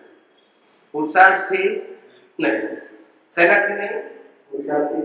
પુરુષાર્થથી. હા. હવે કે છે કે કોણે થાય એ તમારો પ્રશ્ન. તો કે છે કે સ્પષ્ટ વેદનનો અનુભવ એને થાય જેને અસ્પષ્ટ વેદન ક્યારે? અજ્ઞાન અવસ્થા. સમજાય છે? અસ્પષ્ટ વેદન એટલે સ્પષ્ટ દર્શન. આગલા અવતારમાં સ્પષ્ટ દર્શન હતું, વેદન નતું. વેદન ક્યારે થાય? છેલ્લા અવતાર. ને સ્પષ્ટ અસ્પષ્ટ વેદન પહેલા શું હતું? તો કે અજ્ઞાન. અલગ અલગ કેટેગરીઓ. એટલે આ છે એને અજ્ઞાનનો અનુભવ છે એને વિજ્ઞાનનો અનુભવ થાય છે. જેને બંધનનો અનુભવ છે એને મુક્તતાનો અનુભવ થાય છે. પણ એની પાછળ એના જ્ઞાન દર્શનનું કારણ બને છે. કારણ શું બને છે? મને મિથ્યા જ્ઞાન મિથ્યા દર્શન હોય તો એના એપ્લિકેશનનો અનુભવ પણ રિલેટિવ સત્ય ન હોય ગમે તે પ્રકારનો. અને મને સમ્યક જ્ઞાન અને સમ્યક દર્શન હોય તો મને એ મુક્તતાનો અનુભવ થાય. અંતે આત્માનું સ્પષ્ટ વેદન અને છેલ્લે કેવળ જ્ઞાન થાય. ખ્યાલ આવ્યો? પણ આત્માને આત્માનો અનુભવ કરવાનો નથી. પણ આત્માની હાજરીમાં આત્માના જ્ઞાન પ્રકાશમાં જેને આ રિલેટિવ સત્યનો અનુભવ કર્યો, શેનો કર્યો? ને એવા તે રાત દિવસ કરીને કર્મ બાંધ્યા અને જન્મ મરણના ચક્કરમાં ફર્યા કર્યું, એને ખબર પડી ગઈ આ આધ્યાત્મ વિજ્ઞાન થકી કે આ પ્રકૃતિનો ગુણ સ્વભાવ અને અસ્તિત્વ સાથે મારે કોઈ લેવા દેવા નથી. એને દર્શન કહેવાય. શું કહેવાય? એ દર્શનના ઉપયોગથી અસ્પષ્ટ વેદન થાય. શું થાય? એટલે કયો અસ્પષ્ટ વેદન? એટલે આત્માનો સીધો અનુભવ નહીં, પણ આ મન વચન કાય અવસ્થાથી મુક્ત રહેવાનો સમજાય છે? એ 100% થઈ જાય એકદમ કેવળ દર્શન. એ કેવળ દર્શન થાય તો કેવળ જ્ઞાનનું અને નેક્સ્ટ વર્ષમાં માતાના ગર્ભમાંથી સ્પષ્ટ વેદન કેવળ જ્ઞાન નિર્વાણ થઈને રિઝલ્ટ રૂપે આવે, પુરુષાર્થ રૂપે એટલે સ્પષ્ટ વેદન સ્વામીજી તમે કીધું એટલા અવતારમાં માતાના ગર્ભમાંથી એ વિચાર પ્રતિષ્ઠિત આત્માને થાય. હા, કારણ કે સમજાવ બંધનનો અનુભવ પણ એને જ હતો. જો આત્મામાં અનુભવ શબ્દ ના વપરાય, આત્મામાં સ્વભાવ શબ્દ વપરાય. અનુભવ કોને કહેવાય? સ્ટેપ હોય. શું કહેવાય? સ્વભાવ એટલે પરમેનન્ટ. આત્મા ક્યારે એના સ્વભાવમાંથી બહાર નીકળતો? જે બહાર નીકળ્યો છે એને અનુભવ થયો કે હવે હું ઘરમાં આવી ગયો. પ્રકૃતિનો એક પણ હું મારા નથી, મારો એક પણ હું પ્રકૃતિમાં નથી, એવો અનુભવ પ્રતિષ્ઠિત આત્માને થાય. આત્માને પ્રકૃતિને તો થાય જ.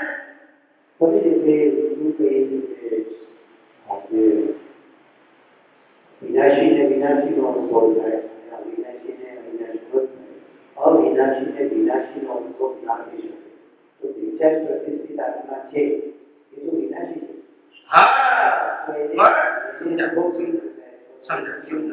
અહીંયા અનુભૂતિ શબ્દ એટલે શું સમજો. જેમ બંધનનો અનુભવ એ બંધનની અવસ્થા નથી, એમ મુક્તિનો અનુભવ એ મુક્તિની દશા નથી. અનુભૂતિ છે. શું છે? અનુભૂતિ. તમને 1 કલાક 3x3 ની રૂમમાં પૂરી દીધા, એ બંધનનો અનુભવ. કાઢ્યા તે મુક્તિનો અનુભવ. પણ જેને બહાર છે એને મુક્તિનો અનુભવ નથી. ના સમજાય?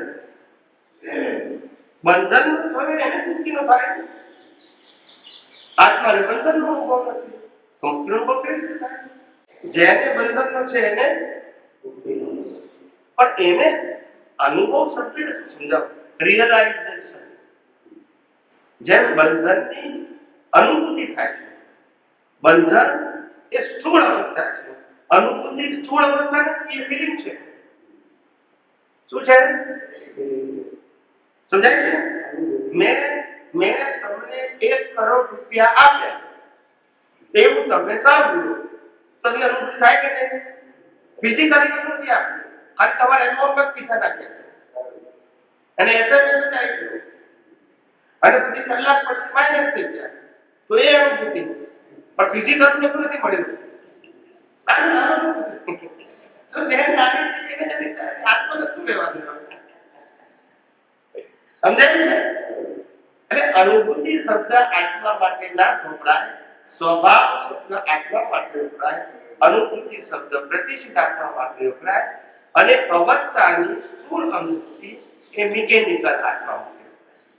તો સ્વામીજી એ નાશ કરતા વિચાર પ્રતિષ્ઠિત આત્માને અનુભવ નથી, કેવળ જ્ઞાન પહેલા અને કેવળ જ્ઞાન પછી, તો એ બે અનુભૂતિમાં શું ફેર? કોઈ ફેર ના. લાસ્ટ બર્થમાં કોઈ ફેર ના. સ્પષ્ટ વેદન ને કેવળ જ્ઞાનમાં કોઈ ફેર. છેલ્લા અવતારમાં બધું જ નીકળે, મુક્ત જ હોય, મૂળ આત્મા તો મુક્ત જ હોય. પણ જે અનુભૂતિનો મતલબ થાય જ્યાં અજ્ઞાનનો અંશ નથી એ અનુભૂતિ, જ્યાં પુરુષાર્થ કરનારો રહ્યો ને એ અનુભૂતિ. એ તો આગલા અવતારમાં કેવળ દર્શન આગલા અવતારમાં તો હતો ને, કેવળ દર્શન થઈ ગયા પછી તો ને જતો ના રહે. પહેલા જે પુરુષાર્થ વાળો હતો એ કેવળ દર્શન થઈ ગયા પછી સ્વભાવમાં રહે, પણ છેલ્લા અવતારમાં છેલ્લા શ્વાસ સુધી રહે પછી કેરી ઓન ના થાય, કારણ કે જરૂર નથી. સમજાય છે? કેવળ જ્ઞાન પૂરું થઈ જાય છે, કેવળ જ્ઞાન જે થઈ જાય છે પ્રતિષ્ઠિત આત્મા, તો એ દર્શન પૂરું થઈ જાય. કેવળ જ્ઞાન ખુલ્લું થવું એટલે કે બંધનની અનુભૂતિ જે થઈ હતી અજ્ઞાન અવસ્થામાં, હવે મુક્તિની અનુભૂતિ સ્વભાવ થઈ ગઈ. શું થઈ ગઈ? સ્વભાવ એટલે પરમેનન્ટ. હવે મારી મુક્તિની અનુભૂતિ કરવા માટે પુરુષાર્થ, સ્ટેપ, પ્રયાસની જરૂર એ તો છેલ્લા અવતારમાં છે જ નહીં. બસ એ વિશ્વ અનુભૂતિ હોય. પણ ત્યાં તો અનુભૂતિ કરવી પડે તમારે કે રહ્યું ના રહ્યું ના રહ્યું. તો મતલબ વિચાર પ્રતિષ્ઠિત આત્મા જે છેલ્લો અવતાર છે એના પછીનું નિર્વાણ જે થઈ જાય છે સિદ્ધ ક્ષેત્રમાં વિચાર પ્રતિષ્ઠિત આત્મા છે જ નહીં, ખાલી આત્મા છે એટલે કોઈ ના ડિસ્ચાર્જ કરવાનું છે નહીં. સિદ્ધ ક્ષેત્રમાં સીધા ક્ષેત્રમાં ડિસ્ચાર્જ એટલે તો શરીર ના આવે પછી. તો એટલે એ કોઈ અનુભૂતિનો સબ્જેક્ટ નથી. હવે સમજી ગયા ત્યાં કેવું ખોટું કે અનુભૂતિ ના હોય એટલે કીધું સીધા ક્ષેત્રમાં સ્વભાવ હોય. પેલી થયું કે ના થયું પણ દેહ હોય ત્યાં સુધી અનુભૂતિ શબ્દ હોય ડિસ્ચાર્જ ને પણ કેમ આમ કરો છો? પણ ત્યાં દેહ નથી પછી અનુભૂતિ હોય. કોઈ પણ જ્યાં સુધી છેલ્લા અવતારમાં પણ દેહ હોય તો ડિસ્ચાર્જમાં હોય કે નહીં? માટે અનુભૂતિ હોય. પણ જ્યારે શરીરે નથી, પ્રતિષ્ઠાત્મા ડિસ્ચાર્જ નથી તો કોણ અનુભવ કરે? એટલે એને સ્વભાવ કહેવાય. એટલે આત્મા આત્માના સ્વભાવમાં છે. આત્માનો પહેલેથી સ્વભાવમાં જ છે. એટલે એમને કીધું કે આત્મા તો આત્માના સ્વભાવમાં છે. વાત સાચી છે, આત્મા આત્માના સ્વભાવમાં હતો, પણ એની હાજરીમાં વિભાગ ઉત્પન્ન થયો ને. ના સમજાય? વળી હું તો એકલો જ હતો, પણ જેવું મિરરમાં જોયું ત્યારે ખબર પડી કે અહીંયા ચકાવું થયું છે. બોલતા નથી નહીં તો મને ક્યાં ખબર હતી? જોયું તારે હું થયું ને વિકલ્પ. એમ પોતાના સ્વભાવ અને વિભાગ, આ વિભાગ એટલે કે પ્રકૃતિના ડેવલપમેન્ટની સ્ટેજ. એને વિભાગ કે પણ ડેવલપમેન્ટ તો કહેવાય. એકેન્દ્રિયથી પંચેન્દ્રિય સ્વભાવ નથી, અને ઇન્દ્રિય જ્ઞાનના વિકાસનો ક્રમ છે. પછી મનુષ્યમાં આવે એટલે ઇન્દ્રિય જ્ઞાન વત્તા બૌદ્ધિક જ્ઞાનના વિકાસનો ક્રમ. પછી માર ખાય ત્યારે પછી ઇન્દ્રિય જ્ઞાનની બુદ્ધિના જ્ઞાનથી છૂટો થવા પ્રયત્ન કરે, ત્યારથી આધ્યાત્મ શરૂ થાય. હા, ત્યાં સુધી કેવી રીતે થાય? એટલે આ પ્રોસેસ છે. આ દુનિયામાં આવેલો એકેન્દ્રિય જીવને મુક્ત થવા માટેની પ્રોસેસ. એ પ્રોસેસમાં કુદરત બધી જગ્યાએ સાથે જ છે. એક્ઝામ કુદરત લે છે, ભૌતિક વિકાસ પણ એ કરે છે, ઇન્દ્રિય જ્ઞાનનો વિકાસ એ કરે, બૌદ્ધિક જ્ઞાનના વિકાસના સંજોગો પણ કુદરત આપે છે. પણ પછી જ્યારે એને માર ખાય ત્યારે સમજે છે કે રસ્તો કઈ મુક્તિનો જુદો હોવો ત્યારે પાછો કોઈ અનુભવ મળે અને માર્ગ બતાવે. એ પહેલા કોઈ બતાવે નહીં, કારણ કે ખોટતો નથી. સમજાય છે? કોઈ માણસ એવો હોય કે જે ખાધે પીધે સુખી હોય, પૈસા અઢળક હોય, ન ખર્ચા કરવો હોય, સ્વાસ્થ્ય સારું હોય, હરતો ફરતો ને મસ્તીમાં રહેતો હોય, એને કોઈ ટેન્શન ના હોય ને આપણે એ કહીએ કે તમે આ આધ્યાત્મિક વિજ્ઞાન સમજો કે જરૂર નથી, એમને તો હું તો મુક્ત જ છું. પછી એને કહીએ તો શું થાય? એટલે આની જરૂર છે એના માટે. દાદા ભગવાન કહેતા હતા, એક ભાઈ હતા ને કે એમને બોમ્બેમાં રહેતા હતા, 70 વર્ષના. એમને 4 છોકરા, 4 છોકરા પરણેલા અને જબરદસ્ત મોટી ફેક્ટરી એમને ઊભી કરી હતી અને 4 છોકરાઓને ફેક્ટરીનું કામ સોંપી દીધેલું અને ધમધોકા ચાલતી. કોઈ તકલીફ નથી, આર્થિક નહીં, શારીરિક નહીં, સામાજિક નહીં, ફેમિલી નહીં, કોઈ તકલીફ. હવે એ ભાઈને કોઈ દાદા ભગવાન પાસે લઈને આવ્યો એટલે ભાઈ આયા, બેઠા, વાર્તાલાપ થયો. પછી દાદાજી બધું પૂછ્યું, એમને જવાબ આપ્યા. એમ કરતા કરતા એ કે છે અત્યારે પણ મારે તો કોઈ તકલીફ છે જ નહીં.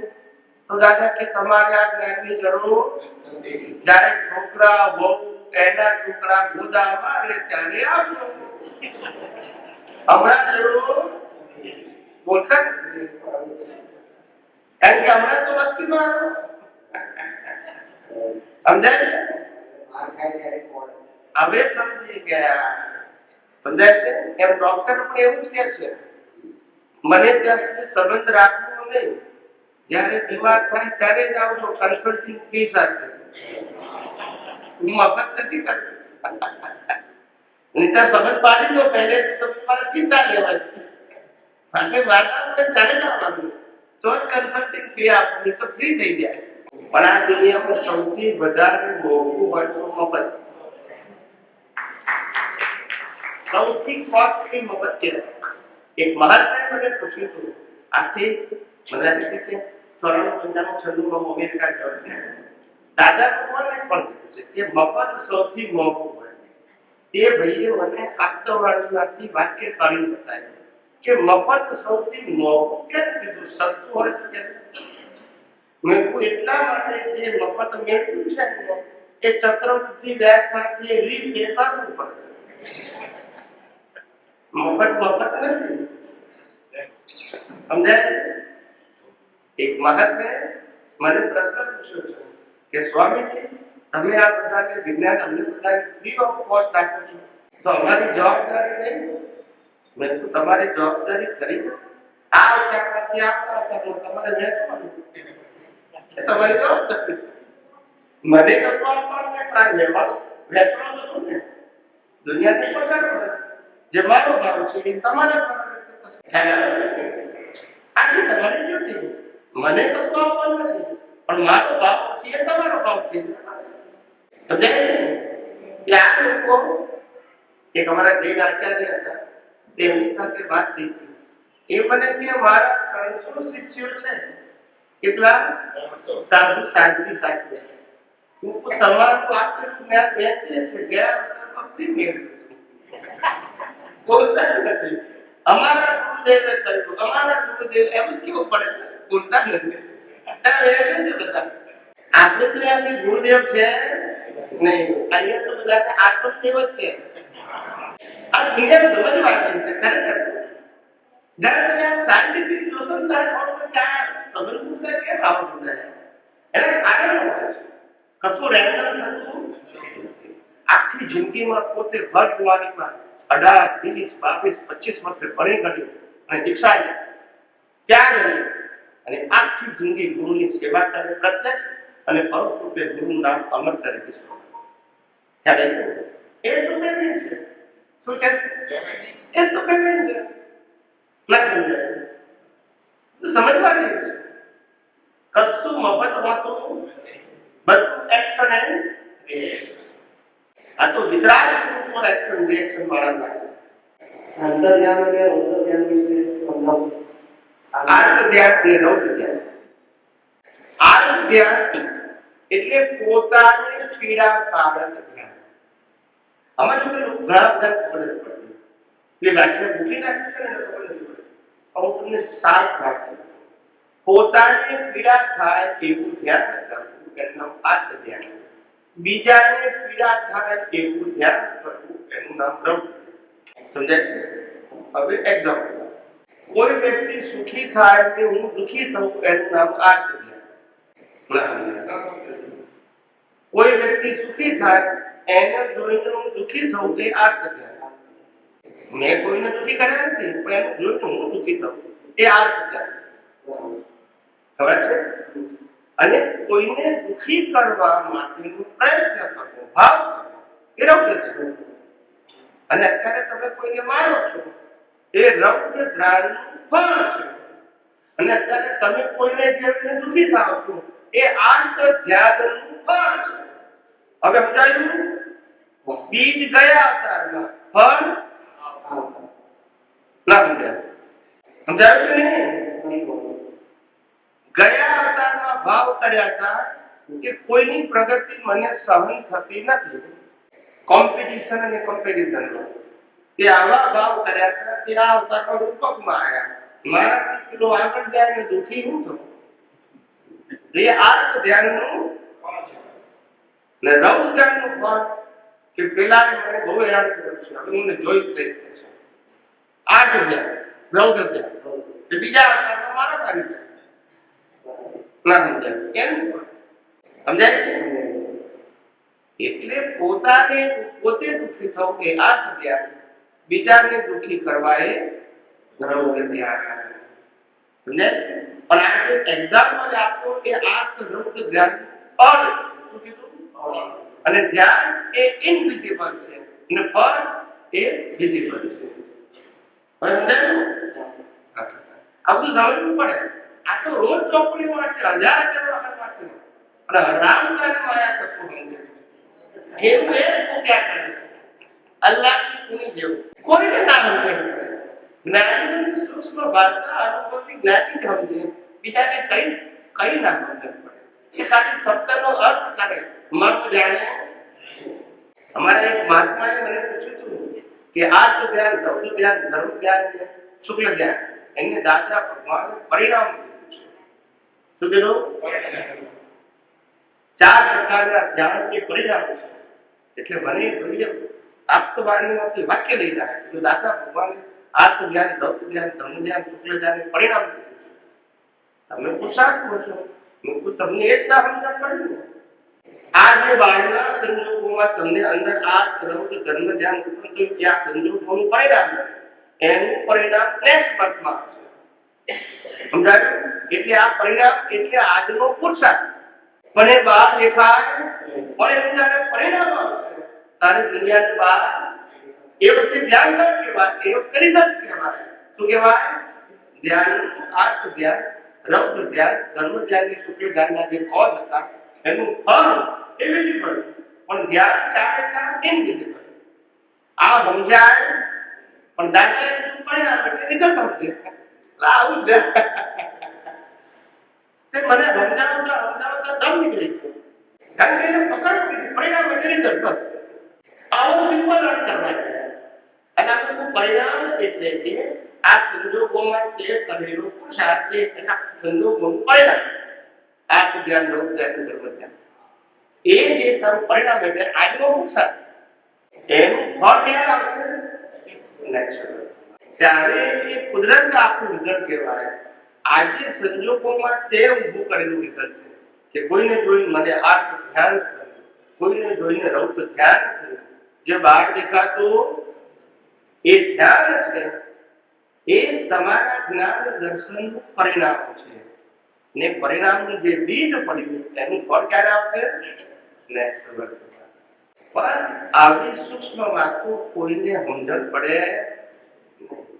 વાંચી જાય રોજ 365 દિવસ ગીતા વાંચે, પણ ગીતા શું એ જ ખબર ના પોતાને વાંચી જાય ખરા પણ સમજણ પડે. કારણ કે શબ્દ જ્ઞાન કોઈ આગળ વધતું નથી. અને આ બધી લડાઈઓ બધી શબ્દ જ્ઞાનની છે, અનુભવ જ્ઞાનની તો છે જ નહીં.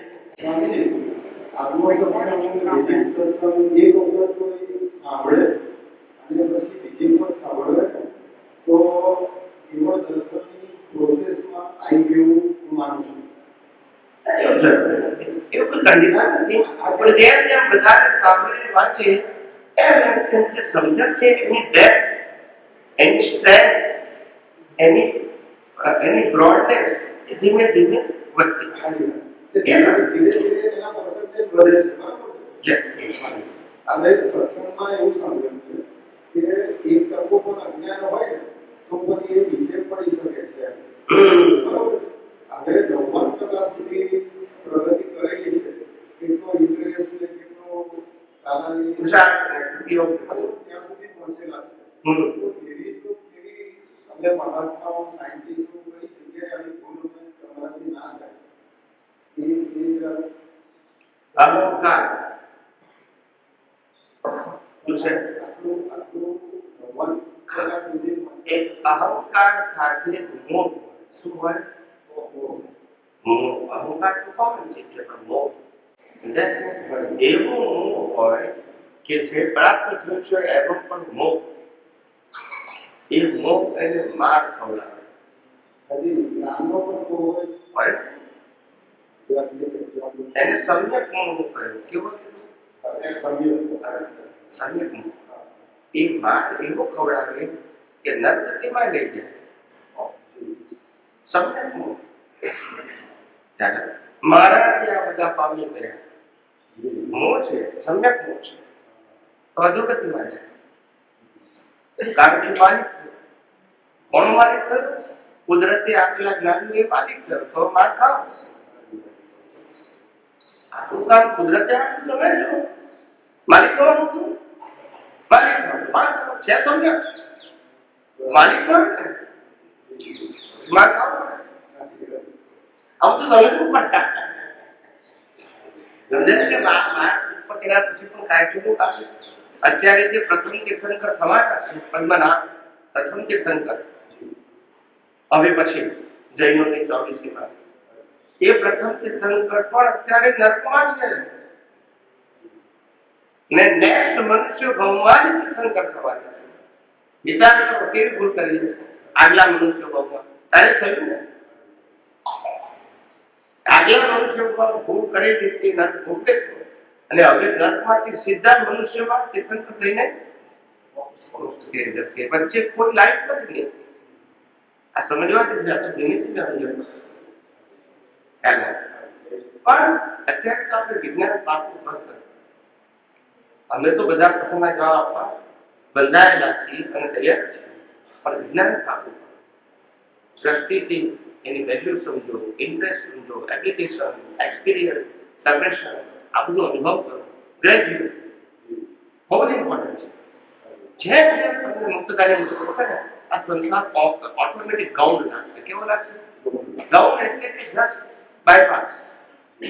આમ તો રોજે બાયપાસ જ થાય છે, આપણે થવા દેતા નથી. રોજ નવા એપિસોડ આવે છે. સવારે ઉઠીએ તો નવો એપિસોડ, રાતે ધી એન્ડ આવે, બીજે સવારે શરૂ. પણ આપણે એન્ડ થયેલો પાછું કેરીઓ કરી. ગઈકાલે આમ થયું હતું પાછું ગઈકાલનો એપિસોડ પછી ગયો આજનો હા માનવનો સ્વભાવ છે. એટલે શું થાય? એટલે જ કીધું ને જે જે અવસ્થાનું મર્મ ઘટ્યું ત્યાંથી અગ્રેસરનું કારણ સંયોગાધીન છે માનવ ભમરડો. સંયોગાધીન બસ જે પતી જાય ને ગુરુ ભૂલી જવાનું શું કામ યાદ કરો છો? કાલ તમને શ્વાસ બંધ થશે કોઈ તમને યાદ નહીં કરે ભાઈ. કરશે એક ભાઈને મેં પૂછ્યું કે તમે જીવતા તમારા ફાધરને માળા પહેરાવી અને મર્યા પછી ગોટાને કેમ પહેરાવો છો? કે મિલકત મળી ને એટલે હવે લેવા આવવાના પરસ્પર એક પૂરું બોલતા